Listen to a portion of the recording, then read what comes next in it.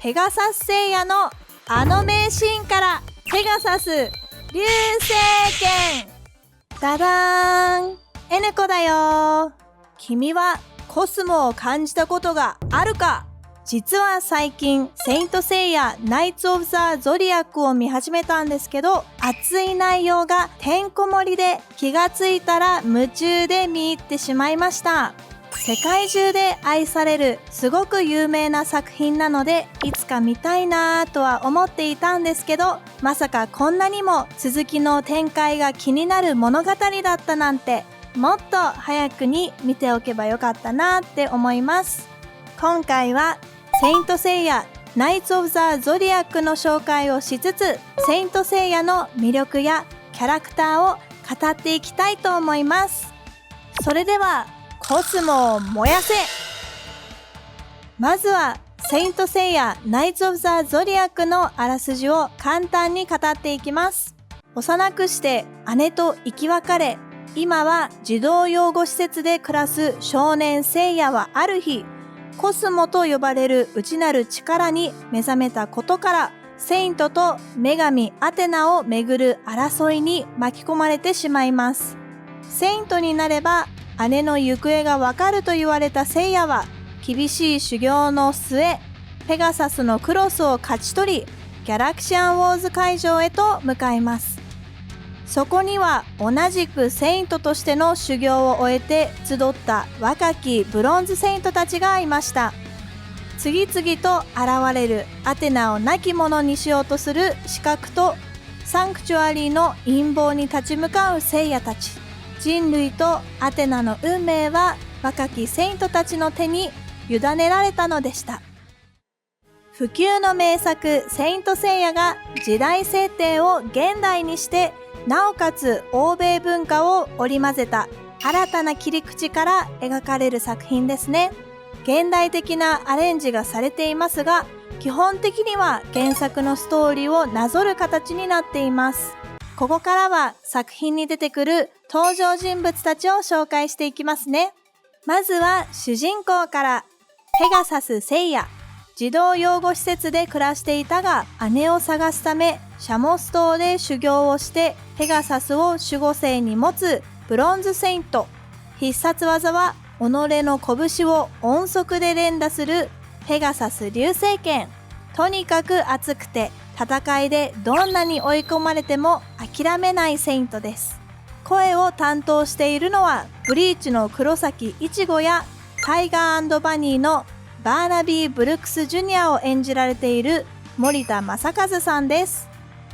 続いてはこちら、ドラゴン紫龍。中国五老峰で修行をしたドラゴンの守護聖を持つブロンズセイント。必殺技はロザンの大幕府を逆流させたことにより体得したロザン昇竜派。誠実で思慮深く落ち着いているキャラクターですね。すごく義理がたいのもポイントです。声を担当しているのは鬼滅の刃の富岡義勇やコードギアス反逆のルルーシュのクルルギスザクを演じられている櫻井貴宏さんです。次はこちら、キグナス氷河。シベリアで育ち修行をしたキグナスの守護聖を持つブロンズセイント。必殺技は陶器をまとったコスモで繰り出すダイヤモンドダスト。寡黙な振る舞いで冷たい印象を持たれがちですが、セイントとしての熱い闘志や優しさを内面に秘めています。声を担当しているのは正解する角の新藤幸次郎や新三国無双シリーズの関寧を演じられている三浦弘明さんです。続いてはこちら、アンドロメダ旬。アンドロメダ島で修行をし、アンドロメダ星座の守護聖を持つブロンズセイント。幼い頃に両親に捨てられ、唯一の肉親は兄の一輝。必殺技はネビュラチェーン。声を担当しているのは軽音の田中律や評価のチタンダ L を演じられている佐藤さとみさんです。お次はこちら、フェニックス一輝。デスクイン島で修行をしてフェニックスの守護神を持つブロンズセイントとなったシュンの兄、炎のコスモをまとい戦います。必殺技は宝翼天将。初登場時は憎悪を全身からみなぎらせており、皆を恐れさせる人物でしたが、実は声を担当しているのは天元突破グレン・ラガンのカミナやセブンシーズの浅井セミマルを演じられている小西克幸さんです。最後はこちら、木戸沙織。大富豪の霊場ですが、実は数百年に一度地上に邪悪がはびこる時に現れる戦いの女神アテナの化身。運命を背負ったがゆえの力強さに溢れていて、アテナとして覚醒した後はセイントたちに絶大な信頼を寄せられるようになります。声を担当しているのはブリーチの朽木ルキアやスイートプリキュアのキュアリズムを演じられている折笠文子さんです。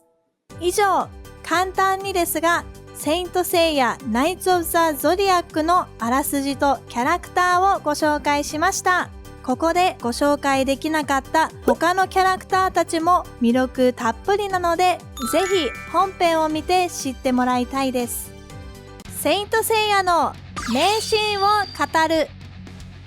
ここからはセイントセイヤナイツ・オブ・ザ・ゾディアックの名シーンを熱く語り、可能な限り再現していくコーナーになります。それじゃあ早速語っていきましょう。まずはペガサス星矢のあの名シーンから。突如として戦いに巻き込まれた星矢、かつて姉を失った悲しみを二度と起こさせたくない思いから覚醒し、ペガサス流星剣を敵に向かって放つ。軍用ヘリに向かってペガサス流星剣を放つのはまさに圧巻のシーンですよね。それじゃあ僭越ながらポーズの再現をさせていただきます。ペガサス流星剣。余談ですが、近年になってようやく海外でペガサス流星剣と同じような武器を作れたみたいです。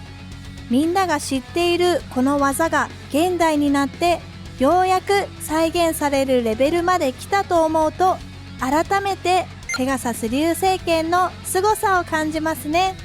続いてはドラゴン紫龍のあの名シーンから。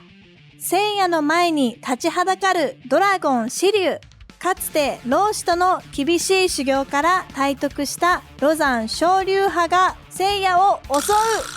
修行のシーンの流れから聖夜に放つロザン昇龍派はまさにドラゴン紫龍を印象づけるものとなっております。それではこちらも僭越ながら